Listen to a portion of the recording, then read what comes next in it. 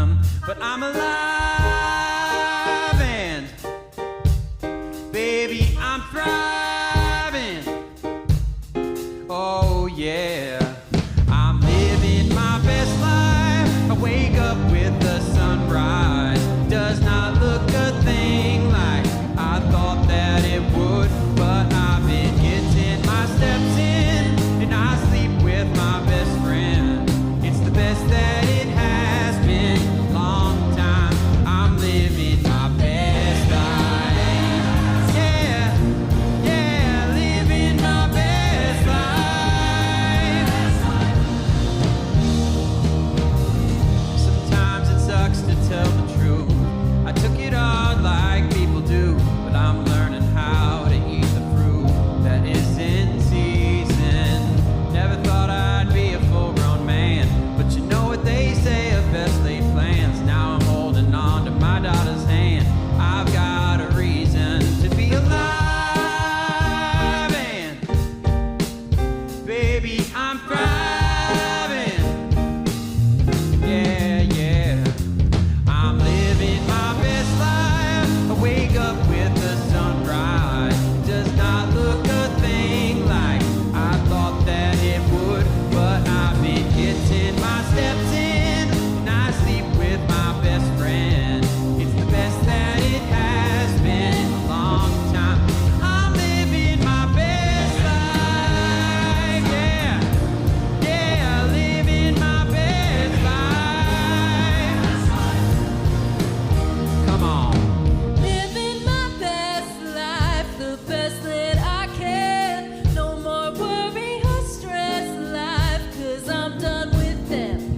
I'm as light as can be, I'm as fresh as a breeze. right where I wanna be. So if you need to find me, I'll be living my best life. Waking up with a sunrise. Looking at things like what the actual hell. But I've been counting my blessings, and I sleep with my best friend. It's the best that it has been for a long time.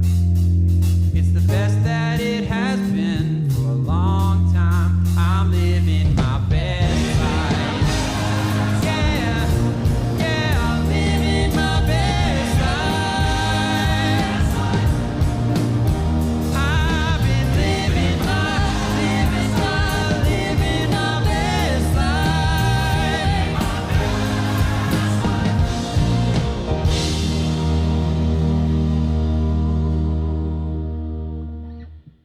Hey, that's what we're talking about as we kick off 2026, what it really means to live your best life. Because if we're honest, that's where we're all chasing. Today, we're continuing a conversation about real happiness, not the kind that fades when life gets hard, but the kind that leads to deeper peace, purpose, and lasting joy. And we believe that God actually wants that for you too. So if any of that resonates, hey, you're in the right place. Hey, I'm Vince, and with all the options you have for church today, we're really glad you chose to be with us. Before we go any further, we'd love to take a quick moment to connect with you. One of the easiest ways to do that is through our digital connection card. You can tell us a little bit about yourself, let us know if there's a next step you're interested in taking, or share anything you'd like to as far as the prayer is concerned. And if today's your first time with us, be sure to let us know that. We'd love to send you a small gift in the mail this week as a way of saying thank you. All right, if you've been looking for the perfect weekend to invite someone, hey, this is it.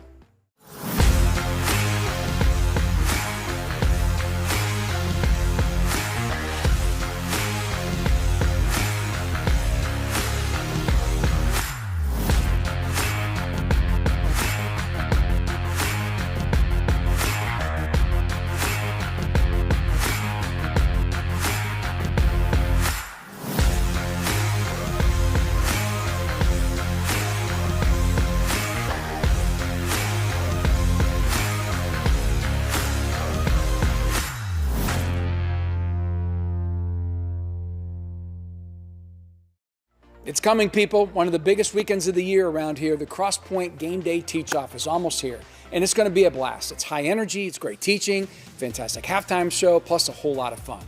And here's where we'd love your help. If you live near our physical campus, let's make it a party. Invite friends, families, neighbors to join you for a tailgate in our parking lot before one of our game day weekend services. Pick a spot, bring your people, bring everything that you need. Then head inside for one of the 3 weekend services and keep the celebration going. And who knows, someone might come to the fun and discover something deeper, a moment that could change more than just their weekend. Can't make it to the campus? Hey, bring Crosspoint to you. Host a watch party, invite some friends, and join us online. It's one of our biggest weekends of the year. And just when you think the party's over, it's actually just getting started. On Thursday, February 5th, join us for the Super Bowl after party right after the early weekend service, complete with stadium snacks, beverages for kids and adults, another great reason to invite some friends.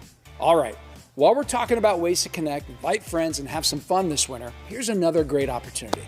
Crosspoint Sports Pickleball Open Play kicks off this Sunday, and there's still time to join. Sunday afternoon, starting today, January 25th, we're bringing the fun, the community, and yes, a little friendly competition. All ages and all skill levels are welcome. Whether you're brand new or a little curious or you're already obsessed, we'd love to have you. So there's still time to join. Let us know you're in, and we'll send you everything you need to know. And if winter's been feeling a little long, this is for you. On February 22nd, we're turning up the fun with a silent disco party. And it's open to everyone. Bring your friends, your family, your neighbors, anyone. Come ready to dance, laugh, and make some great memories together. We'll provide everything you need. Just show up, get ready for perhaps the most fun you'll have all winter. There are 2 sessions to choose from. One is 3 to 4 o'clock p.m. and the other is 4:30 to 5:30. So pick whatever works best for you. All right, we've got an amazing service today. It's easy to make life all about ourselves, but today, Abbie's going to help us look at why life is much better when it's lived for a greater purpose. Before we hear what she has to say, here's a little something to get us headed that way with comedian Josh Johnson.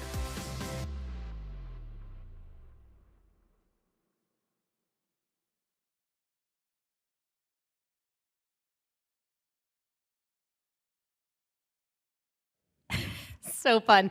Hey, friendly reminder, we're coming up on that 5th Monday. And if you find yourself resonating with some of that, feeling some of this like, oh no, a year is a long time, then you are in the right place today. I'm so excited that you are here in the room or tuning in with us online. Can we make some noise to show some love to those who are joining us, Crosspoint Online? We see you on the other side of the screen.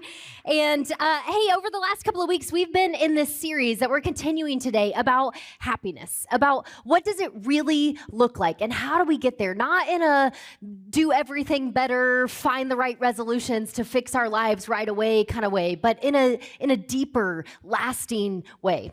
And I hope that what you've found, if you've been tracking with us through this series, what I found to be true is that what we've been talking about really provides a helpful antidote to some of that energy that is just all around us and that conversation that we're hearing with this New Year's resolution energy. So that's where we're headed today. I'm so excited. My name's Abbie, by the way. If we've not met, super thrilled that you have decided to join us for Crosspoint this weekend. And we're going to get ready to dive right into it. But first, I'd love to take a minute. Let's pray.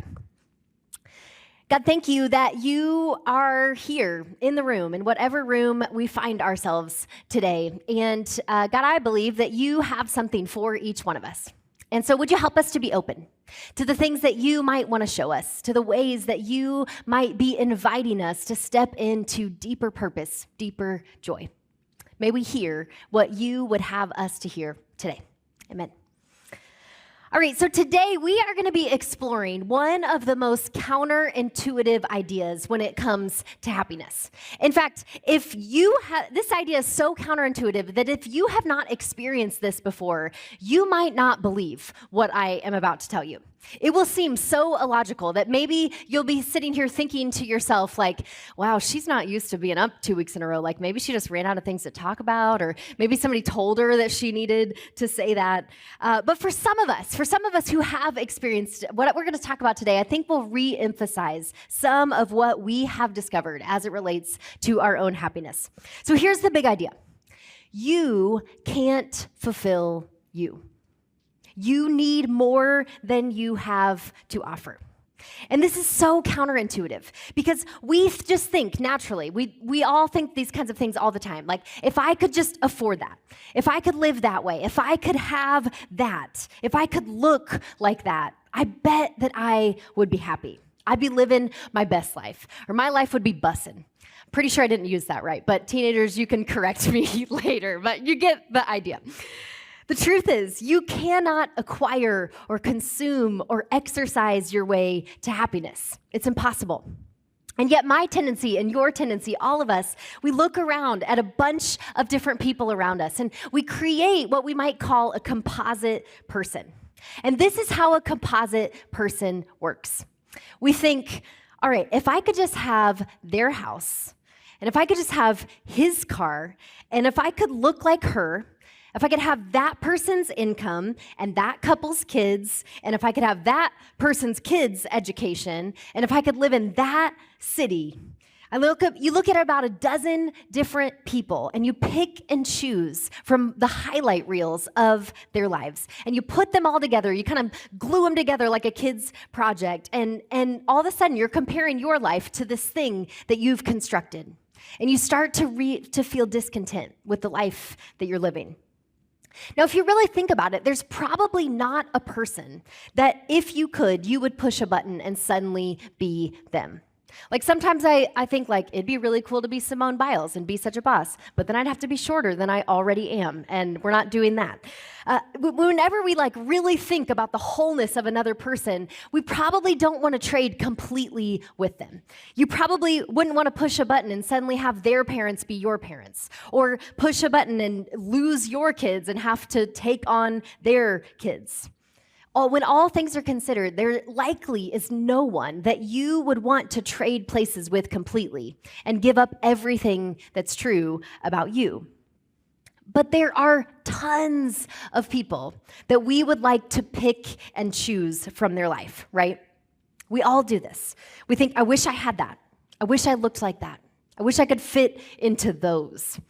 And we create this composite person. And we compare our worst moments to this manufactured person that doesn't even exist.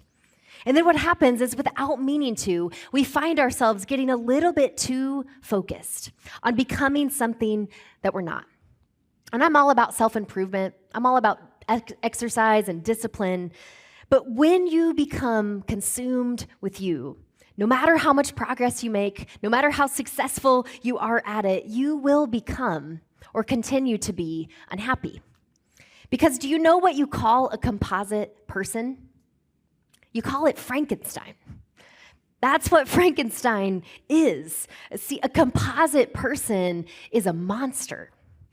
At the end of the day, even if you are successful at becoming this composite person that you think you want to be, you still aren't going to end up with the happiness that you think that you're grasping for.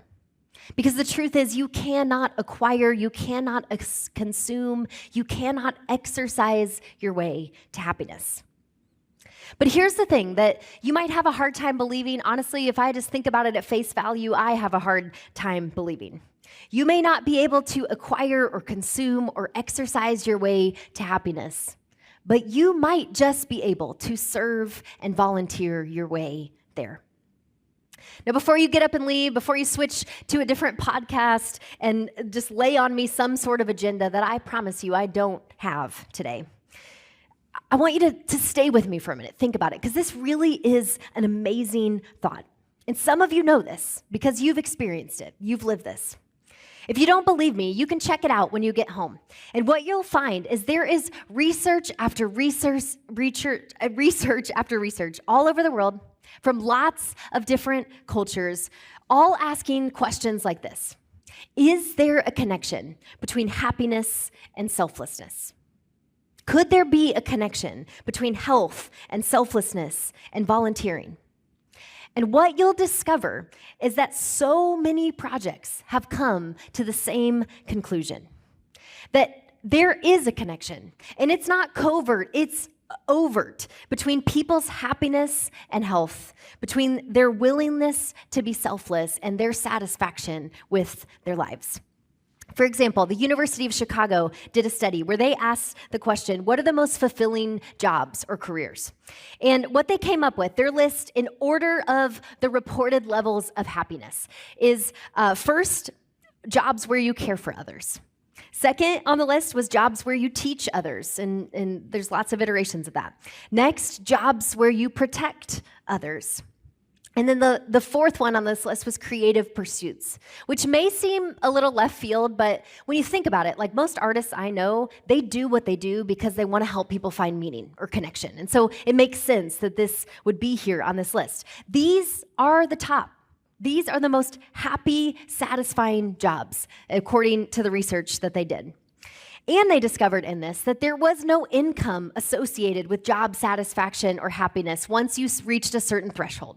Like once you could essentially pay the bills, eat, live indoors, that more income was not correlated with more happiness. Another project in the UK, they took actually 40 different studies and who all asked some version of the question, is there a connection between happiness and selflessness? Is there a connection between happiness, health, and serving other people? And when they looked at these 40 studies that had been done over a 20-year span, here's the link that they found. If you volunteer, and these studies weren't people who were like, oh, I volunteered one time back in the day. These were people who had a lifestyle of carving out time to volunteer somewhere in their community, somewhere in their church, somewhere in their lives. And here's what they discovered over those 20 years of study. That people who lived this way reported less depression, less heart disease, less stress. For teenagers who systematically volunteered somewhere, there was far less drug abuse and less unplanned pregnancies. And this part's parenting gold. This is crazy. They said, even if you have to force your teenager to volunteer, force them to volunteer. Because volunteering with a bad attitude still has positive results. They found that teenagers who volunteer, whether they really want to or not, ultimately often end up becoming adults who volunteer and experience all of these benefits. See, across the board, people who volunteer, who have this regular rhythm, who find some way in the course of their life to be selfless, have greater psychological well-being. They're healthier mentally. They're healthier physically. They have higher self-esteem. They live longer and have a better quality of life. I mean, what a list. Like, who doesn't want these things, right? One more that's crazy. Clinical research shows that volunteering and mentoring actually pumps up your immune system. It increases your ability to fight disease. It's wild. Research all over the world, asking different questions with different sets of people, all come to the same conclusion. That one of the best things you can do for yourself is to not focus so much on yourself. That selflessness leads us to happiness. Now, many of you know this. You've gotten up early to do things on a weekly basis, here or elsewhere in the community. You get up early on Sunday morning, or you give a night, you give your time away, you give parts of your life away, and then you come home feeling tired and yet feeling full. And have you ever stopped to ask yourself in those moments, how can that even be? How is it that I give myself up for someone else and I end up liking myself better? How can emptying myself actually fill me up? Why am I happier when I'm doing something for someone else rather than doing something for me? It doesn't make any sense. And that's why most people don't experience this. They don't try it. They don't live this way because it doesn't math in our heads. Yet as strange as it sounds, one of the best things that you can do for you is quit doing so much for you. And one of the best things that you can do for your family is to go out and do something for someone else's family. One of the best ways to get filled up is actually to pour yourself out. How can this be? The answer, I think, comes in two little words: divine design. This is how you were created to be. See, you were created by God to live with open hands, to embrace all those New Testament one another's, love one another, care for one another, serve one another, forgive one another, be there for one another, carry each other's burdens. This is the kind of life you were made for. Now, here's the thing. Selfishness, like the opposite of selflessness, nobody has to teach us that, right? Any of us who have kids know that this is just something we pick up right away on our own. We're born selfish. This comes naturally, but that doesn't mean it's part of your design. See, selfishness is actually a result of brokenness, and it separates us into our own self-centered worlds. Paul, a New Testament author that we talk about a lot around here, he comments on this in one of the letters that he wrote to the Christians in a place called Galatia. He makes an observation about the contrast between two different approaches to living. And he points to this idea that, again, is not intuitive. But if you live long enough, you will begin to realize how true it is. Here's what he says. He says it's obvious what kind of life develops out of trying to get your own way all of the time. He's saying if you just do whatever you want to do, if you were able to get by with anything and there wouldn't be consequences, your wife wouldn't find out, your husband wouldn't find out, your kids wouldn't find out, none of it would ever come back to haunt you. If you were just to go along with your natural impulses and do what you want to do when you want to do it and never run out of money, Paul says, here are some of the things that are going to pop up in your life. He's like, I probably don't even need to list them, but of course, he's like, I'll list them anyways. He says, it's obvious what kind of life develops out of trying to get your own way. Repetitive, loveless, cheap sex. A stinking accumulation of mental and emotional garbage. Frenzied and joyless grabs for happiness. That's what we're trying to avoid in this series, right?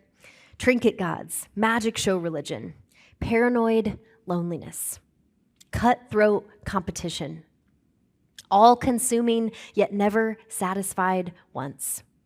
A brutal temper, an impotence to love or be loved, divided homes and divided lives, small-minded and lopsided pursuits, the vicious habit of depersonalizing everyone into a rival, uncontrolled and uncontrollable addictions, ugly parodies of community, a fake version of the thing that you're really longing for.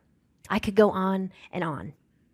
He says, if you're just going to pick up your feet and go with the flow of your natural inclinations, this is what it looks like. And there's a lot of words in this list, but they all boil down to this. This is pleasure at someone else's expense. See, when you give in to selfishness, it is pleasure at someone else's expense. Someone always pays, even if you don't get caught, even if it doesn't come out, even when no one holds you accountable. The truth is somebody suffers. Because all of these things are associated with appetites. And the thing about appetites is that they're never fully or finally satisfied. Because what happens when you feed an appetite? It grows. Paul says, when you give in to whatever you want, as hard as you might try to fill yourself up, it will leave you wanting more. Because you're feeding an appetite that is never going to be satisfied, whether it's an appetite for sex or stuff or recognition or getting the credit that you're due. Whatever it is, it will keep growing. But then Paul contrasts this list with another one. He says, on the other hand, the fruit of the Spirit. Now, this is a phrase like maybe once upon a time you heard in summer camp, but here's what this means. The fruit of the Spirit is the stuff that manifests in your life when you start to live open-handedly, when you begin to relax enough to say, God, I'm ready to get honest. I'm tired of living for myself. I'm tired of chasing happiness and trying to fill myself up and striving and striving and striving and yet ending up in this place where I'm less happy than I was before. And so, God, I want to be about you. I want to be about your way. When we find ourselves in that posture, Paul says this is the result. The fruit of the Spirit that begins to show up in our lives are things like love, joy, peace, patience, kindness, goodness, faithfulness, gentleness. I struggle with that one. And self-control. And then he goes on and he says, look at this list. Against such things, no one's making a law, There is no such law against these. Paul's saying, look at this. This is the environment in which you flourish. Imagine what it would look like to be in a family. Imagine your current family characterized by these things. My family's New Year's resolution collectively was to be less spicy. And I mean, my husband and I are on board with it. The kids are like tiny bit on board with it. But as I look at this list, I'm like, ooh, maybe we should switch that to like the positive instead of the negative of what would it look like for us to make it a goal this year, to be characterized by these things. Paul says, imagine a community where there's almost no need for any law because I have your best interest in mind and you have my best interest in mind. Can you imagine how much happier you would be? How much happier your family would be, the community would be, our nation would be. Do we have any Knives Out fans out there? Knives Out series? Anybody seen the new Knives Out Dead Man movie? Yeah. There's this scene right at the beginning that captures some of what I think Paul is getting at here. So I want you to take a look. Check this out.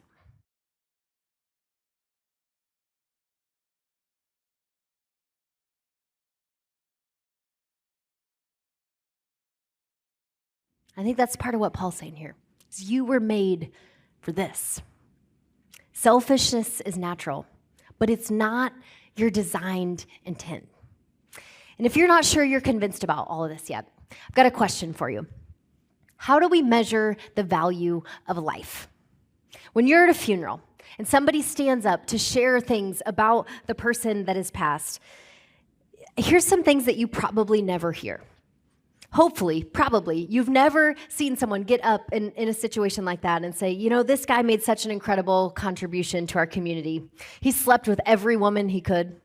He was angry all the time. He was usually jealous. He was so selfish and envious. I'm not sure I ever saw him not drunk. We were just all so inspired by his life. Oh, that's not the story we tell, right? These are the things that we never bring up at the end because we know that they add nothing to society. They add nothing to a life. And yet every single day, I'm tempted, just as you are, to get up and try to consume all of my time and all of my energy in this attempt to be happier, to be more fulfilled, to buy into the things that people tell us will get us there. How do we measure the value of a life? We know that the value of a life is always measured by how much of it was given away. This is what we celebrate at the end. This is intuitively what we know is most valuable, that giving your life away is what makes you great. When a person finds a way to give a portion of their life away, when they live selflessly, we look at them and we say, that was a great man. That was a great woman. And you know what else we say is true about them? We say, you know, they seemed so content. They were so happy. See, somehow they discovered the secret that pouring out is what fills you up. Happy people figure out a way to give their life away. And I don't mean twice a year on something when your work has an initiative. We're talking here about systematically giving your life away, just like you systematically consume, just like you systematically exercise, just like you systematically look in the mirror every day, or if you're my husband, like 25 times a day to make sure your hair hasn't started thinning yet. You've got to find a way to systematically give your life away. Here's another visual that I think is worth remembering. This is a picture of the Dead Sea over in Jordan. And you may or may not know that the reason that we call the Dead Sea dead is because water comes into it, but no water goes out. See, the Jordan River dumps into the Dead Sea, and it's at such a low place on the planet that all the water stays right there. And here's what's crazy. Right now, as we speak, this sea is drying up. They are pumping thousands and thousands of gallons of water into the Dead Sea to try to save it. And it's a mystery because 87 miles north of this body of water is another body of water, the Sea of Galilee. where people are water skiing and jet skiing and wakeboarding and boating and fishing, and it's this beautiful resort kind of environment on the Sea of Galilee. It's like Geist in the summertime, but probably a lot cleaner. And the Sea of Galilee, the thing about it is it has water coming in and it has water going out. It's this living, beautiful place. And that same water travels then down 87 miles to the Dead Sea, where the Dead Sea is shrinking. Now tell me, how can the Sea of Galilee that has water going in and water going out survive? And yet, just a few miles down the road, how is it that this body of water that has plenty of water flowing in and none going out is actually shrinking? My friends, if you don't figure out how to give your life away, you will end up like the Dead Sea. When it all comes in and nothing goes out, you'll find yourself becoming smaller and smaller and smaller and more frustrated and more unhappy. You'll find yourself continuing to fall for lies like, if I only looked like her, or if I only would have married like him, if I only drove one of those, if I could ever fill in the blank, I would finally be happy. But this is not how you were designed. You were designed by God to give your life away, to be about more than you. It's not intuitive, but it's true. You cannot acquire, you cannot consume, you cannot exercise your way to happiness, no matter how hard you might try. Because you were created in such a way that you will never find fulfillment until you find a way to periodically dump out some of what you have for the good of someone else. That's where we find life. And so happy is the man, happy is the woman, happy is the high school student, happy is the senior adult, happy is the single adult, happy is the married couple who understands this, who finds a way to give their life away. Now, in some ways, I feel like I'm preaching to the choir on this because so many of you get this. The Crosspoint is a place that is made up of just some of the most incredible volunteers that I have ever met. People that fuel this community every single week. People in the room right now who are doing that as we speak, or in every weekend in so many different environments, as you can see a little glimpse in here. I wish you all could have heard the way that our staff team went on and on about how amazing our teams of volunteers are this week. We had some time in our staff meeting sharing stories about it, and it was like, man, it was just so cool to see people light up and talk about how they're seeing people do this. And so here's our hope for those of you who live like this already, that today is a reminder of, oh yeah, that's why I keep doing that. Even when it's convenient, that's why I keep showing up. For those of you who give and invite and volunteer, you are making a difference. And I hope that you've already discovered, as we've been talking about today, that it makes a difference in you.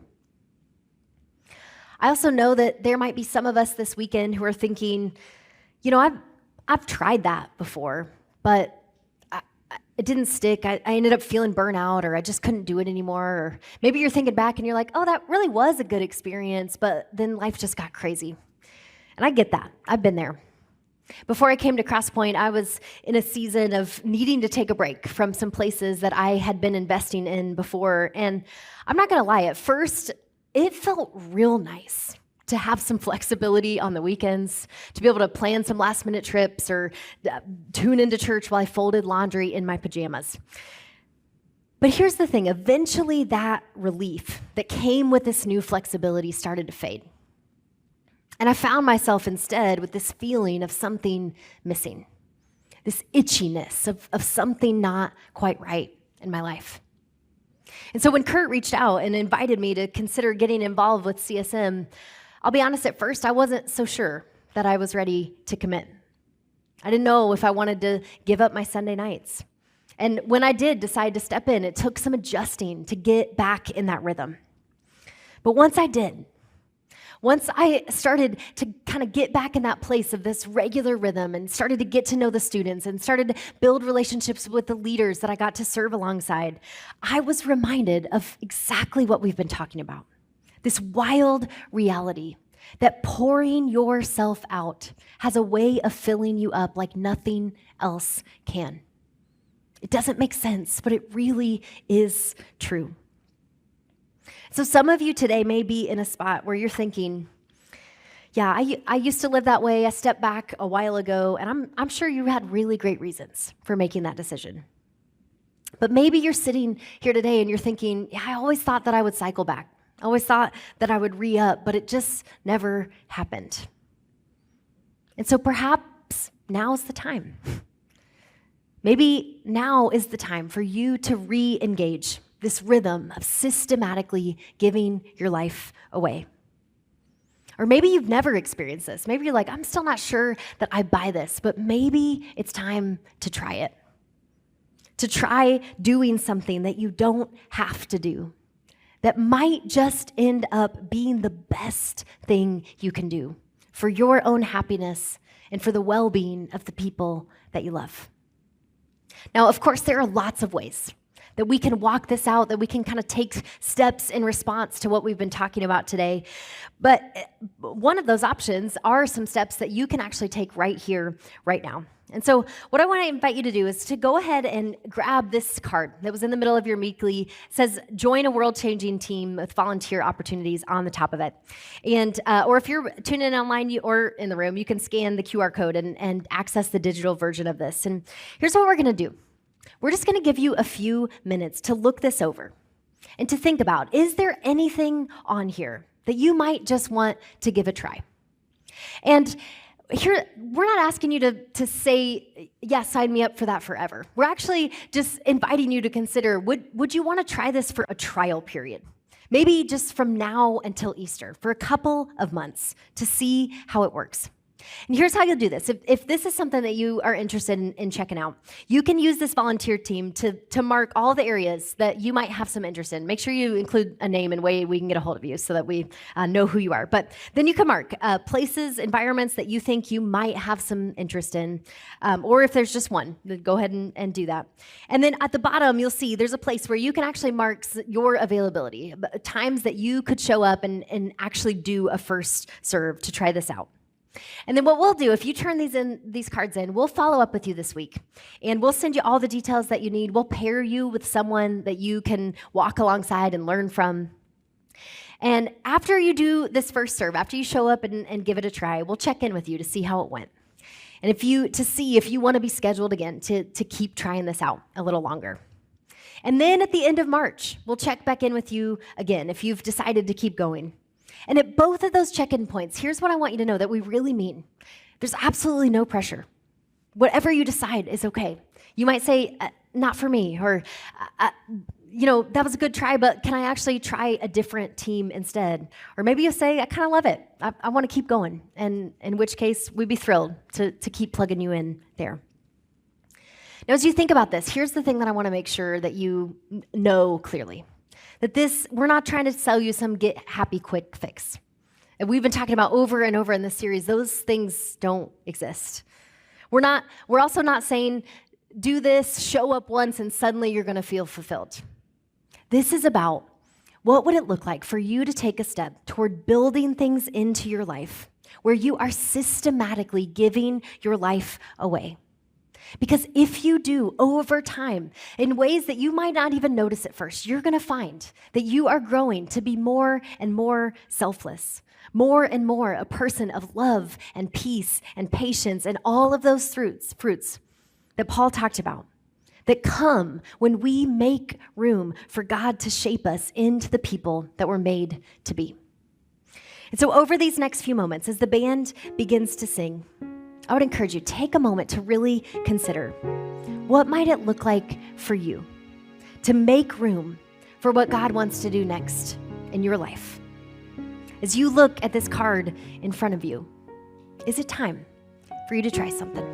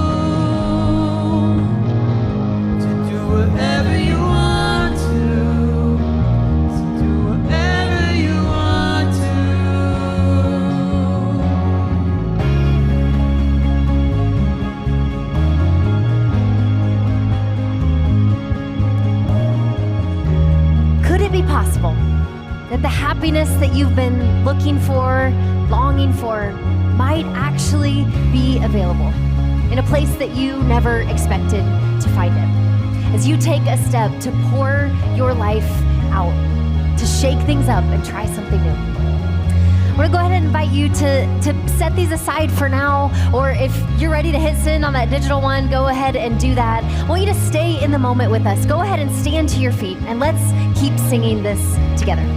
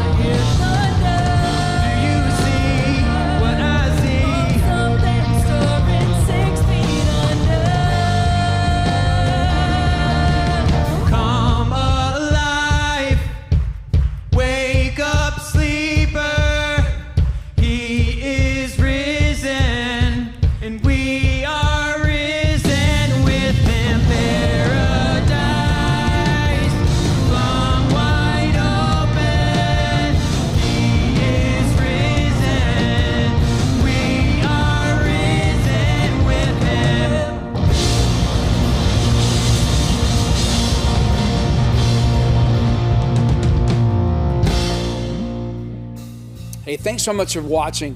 If you'd like to dive deeper beyond the weekend teaching, Abbie just gave us some fantastic next steps as joining a volunteer team here at Crosspoint and building a trajectory on your life that's beyond yourself.